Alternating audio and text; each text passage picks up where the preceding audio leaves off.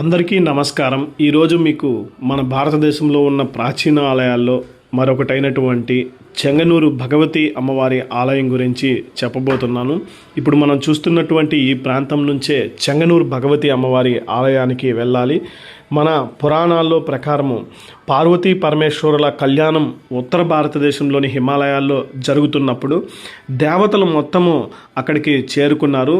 దాంతో బ్యాలెన్స్ తప్పే పరిస్థితిలో ఉన్నప్పుడు పరమేశ్వరుడి యొక్క ఆదేశాల మేరకు అగస్త్య మహాముని దక్షిణ భారతదేశానికి వచ్చి బ్యాలెన్స్ చేశారని చెబుతారు. అయితే అగస్త్య మహాముని పరమేశ్వర కళ్యాణం నేను చూడలేకపోతున్నానని బాధపడడంతో పరమేశ్వరుడు నీ కోసం నేను తిరిగి వస్తాను, అప్పటి వరకు దక్షిణ భారతదేశంలోనే ఇప్పుడు చూస్తున్నటువంటి ఈ ప్రాంతంలో అగస్త్య మహామునిని ఉండమని పరమేశ్వరుడు ఆదేశించారు. దాంతో పార్వతీ పరమేశ్వరుల కళ్యాణం జరిగిన తర్వాత తిరిగి పార్వతీ పరమేశ్వరులు అగస్త్య మహామునికి దర్శనం ఇవ్వడం కోసం ఈ ప్రాంతానికి వస్తారు.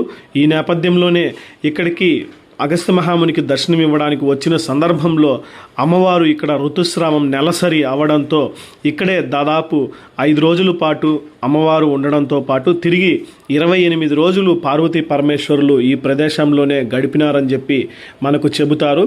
ఈ ప్రాంతాన్ని అప్పట్లో చెంకున్ను అంటే మలయాళంలో ఎర్రకొండ అని పిలిచేవారు. దాని తర్వాత చెంకున్న ఊరుగా పిలుస్తూ ప్రస్తుతం చెంగనూరుగా ఈ భగవతి అమ్మవారి ఆలయాన్ని పిలుస్తారు. ఇప్పుడు మనం చూస్తున్నటువంటి ఈ గోపురమే అమ్మవారి రాజగోపురము.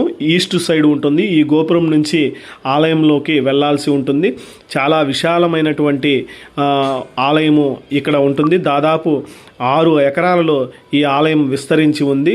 మొత్తం మనకి అష్టాదశ శక్తిపీఠాలు ఎంత పవిత్రమైనటువో అదేవిధంగానే 108 శక్తిపీఠాలుగా చెప్పబడే ఆ అమ్మవారి ఆలయాలలో కూడా ఈ చెంగనూరు భగవతి అమ్మవారి ఆలయాన్ని కూడా అత్యంత ప్రధానమైనటువంటి ఆలయంగా భావిస్తారు.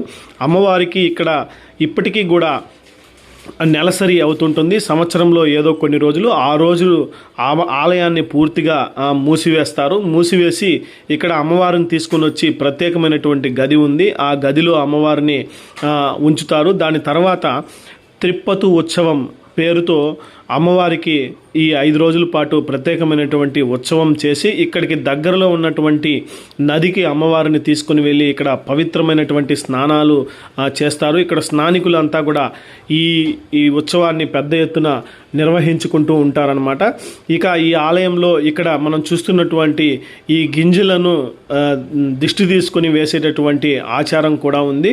ఇక్కడికి వచ్చినటువంటి వారంతా కూడా ఈ గింజలను దిష్టి తీసుకొని ఈ ధ్వజస్తంభానికి సమర్పించి